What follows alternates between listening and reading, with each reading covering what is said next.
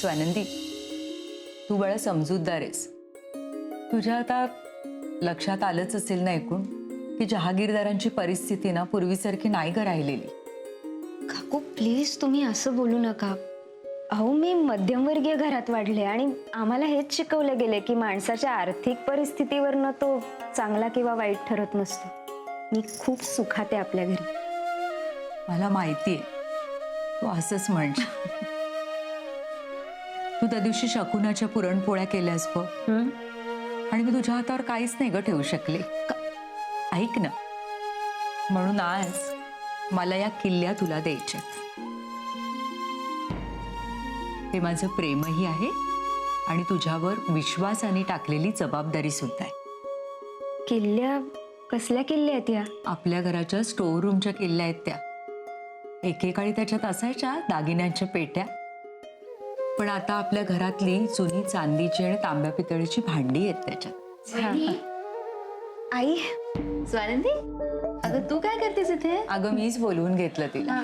म्हटलं स्टोअर रूमच्या किल्ल्या तिच्या हवाली कराव्या.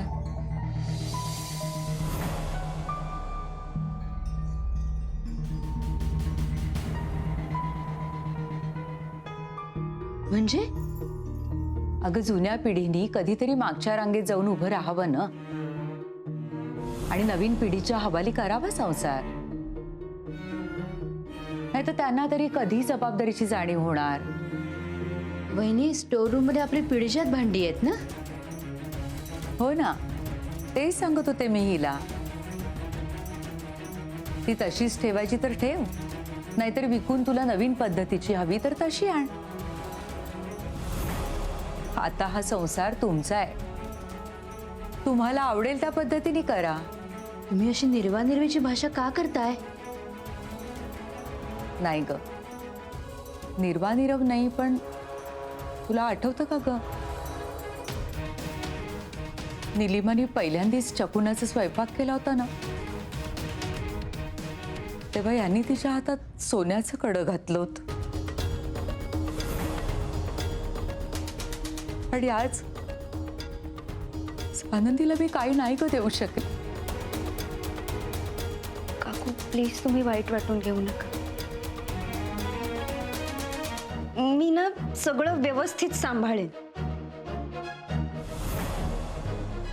आणि हो, मला काही मोडून नवीन वगैरे करायचं नाही हा. कारण माझी आजी नेहमी सांगते, जुन्या आठवणी मोडायच्या नसतात, जपायच्या असतात.